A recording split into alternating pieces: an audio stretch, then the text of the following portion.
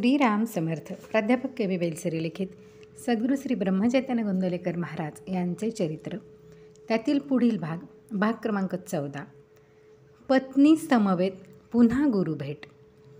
पंढरपूरहून परत आल्यावर काही दिवस गेले आणि परत आपल्या गुरूंच्या दर्शनासाठी जाण्याची भाषा श्री महाराज बोलू लागले. आईने जेव्हा हे ऐकले तेव्हा ती म्हणाली, तुला काय वाटेल ते कर, पण जिकडे जाशील तिकडे आपल्या बायकोला घेऊन जा आणि तिला घरी ठेवून तू एकटा जाऊ नकोस. आई असे बोलली हे तर खरेच, परंतु सरस्वतीला देखील श्री महाराजांच्या संगतीची खरीच चटक लागली होती.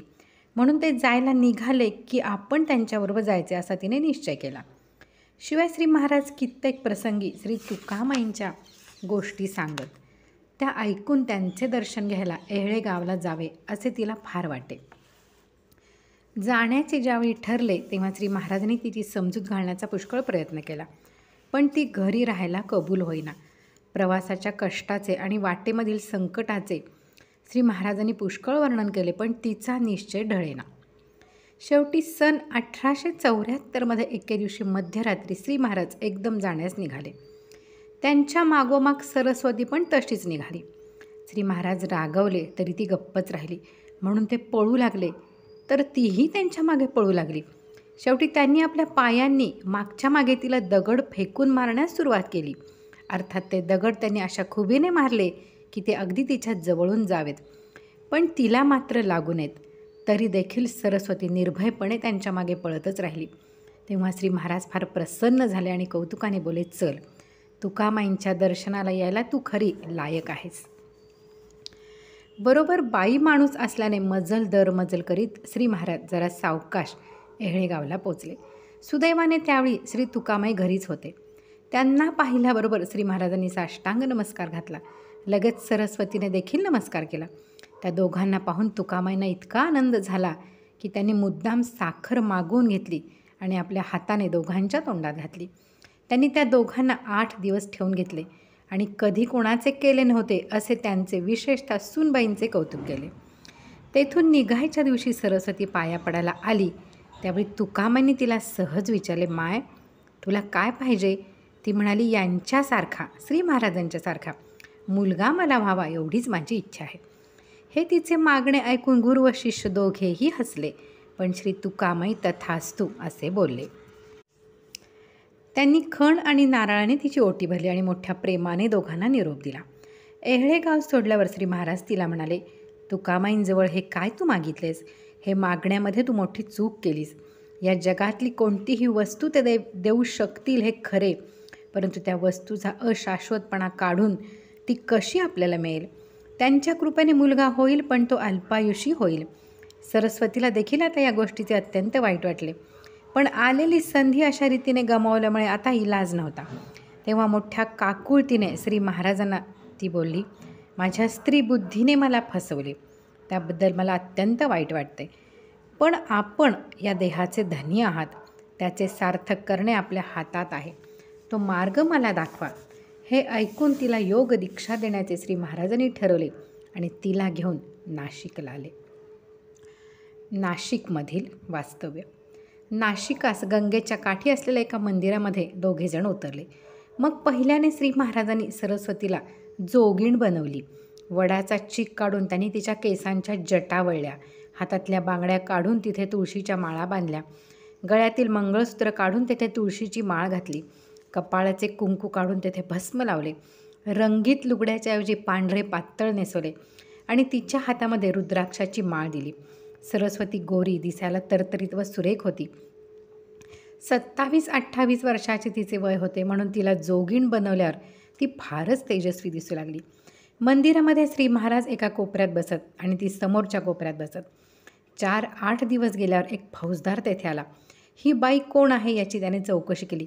तेव्हा समोरच्या कोपऱ्यात बसलेल्या बैराग्याबरोबर ती आलेली आहे असे त्याला कळले. श्री महाराजांच्या विषयी त्याचा गैरसमज होऊन सरस्वतीबद्दल त्याच्या मनात किलमिश उत्पन्न झाले आणि तिच्याशी तो लघळपणा करू लागला. 2-3 दिवस तिने हा त्रास सोसला व श्री महाराजही स्वस्थपणे सर्व प्रकार पाहत होते. 4थ्या दिवशी मात्र जेव्हा तो श्री महाराजांना काही टाकून बोलला तेव्हा सरस्वती एखाद्या नागिणीप्रमाणे उसळली आणि त्याला म्हणाली, मेल्या, खबरदार, पुन्हा या मंदिरात पाय टाकशील तर तुझे वाटोळे करीन. चल आत्ताच्या आत्ता इथून निघून जा.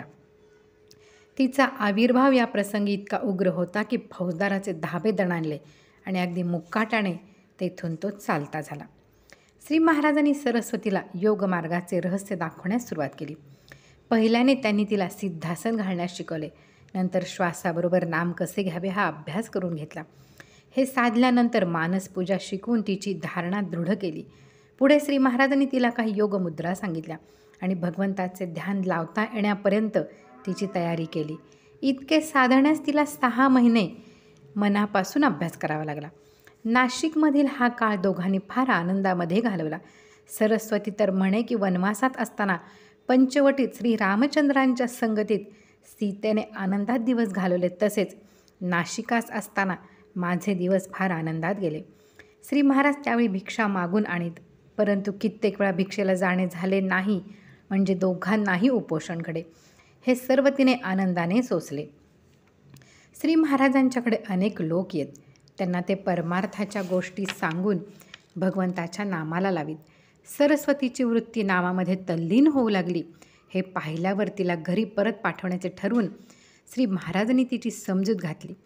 नाशिकमध्येच कृष्णाजी त्र्यंबक या नावाचे एक गृहस्थ श्री महाराजांचे शिष्य होते. त्यांच्यावर तिला घरी पोचवण्याची कामगिरी सोपवून श्री महाराज उत्तरेकडे निघून गेले. कृष्णाजी पंतांनी अत्यंत प्रेमाने आणि आदराने गुरुपत्नीला आपल्या घरी नेले आणि तिला साष्टांग नमस्कार घातला. कृष्णाजी पंतांच्या बायकोने सरस्वतीला न्हायला घालून तिच्या जटा सोडवल्या.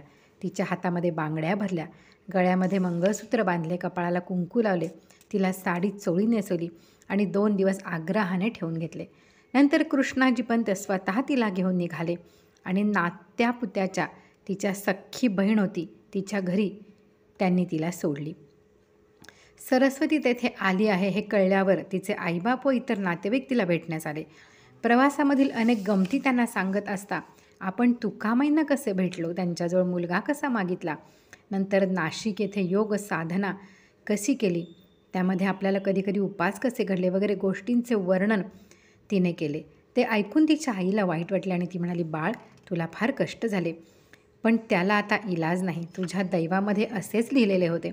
असे बोलून जेव्हा तिने आपल्या डोळ्यांना पाणी आणले तेव्हा सरस्वती आपल्या आईबाबास म्हणाली, मी तुम्हाला काय सांगू, परंतु तुमचे भाग्य फार थोर म्हणून तुम्हाला आज जावाई मिळाला आहे, हे मात्र विसरू नका. त्यांनी माझे कल्याण केले आहे. नंतर गोंदवल्यास पत्र धाडून काही दिवसांनी ती सासू सासऱ्यांना भेटण्यास गेली. श्री महाराजांची खुशाली सांगून तिने त्यांचे समाधान केले. त्यांना देखील आपल्या प्रवासातील प्रसंग तिने सांगितले आणि श्री महाराज फार अलौकिक पुरुष आहेत हे साक्ष त्यांना पटवून दिली. यावेळी ती गोंदवल्यासच राहिली आणि आपला ध्यानधारणेचा अभ्यास तिने पूर्ववत चालू ठेवला. घरातले काम चालू असता तिचे नामस्मरण सारखे चालू असे. आपल्या मानसपूजेमध्ये ती श्री महाराजांचीच पूजा करीत असल्यामुळे ज्या दिवशी तिची वृत्ती विशेष तल्लीन होई त्या दिवशी श्री महाराज प्रत्यक्ष भेटल्याचा आनंद तिला होत असे. इकडे श्री महाराज नाशिकहून निघाले आणि सरळ इंदूरला गेले. तेथून काशीला आणि काशीहून ते अयोध्येला पोचले. अयोध्येहून ते नैमिषारण्यात गेले आणि तेथे काही दिवस राहून परत गोंदवल्यास आले. यावेळी जवळजवळ 10 महिन्यांनी श्री महाराज परत आले. त्यानंतर मात्र 2-3 वर्ष ते गोंदवल्याहून कोठे बाहेर गेले नाहीत. पुढे आहे मधला काही काळ, ते आपण पुढे पाहूयात. श्रीराम जय राम जय जय राम.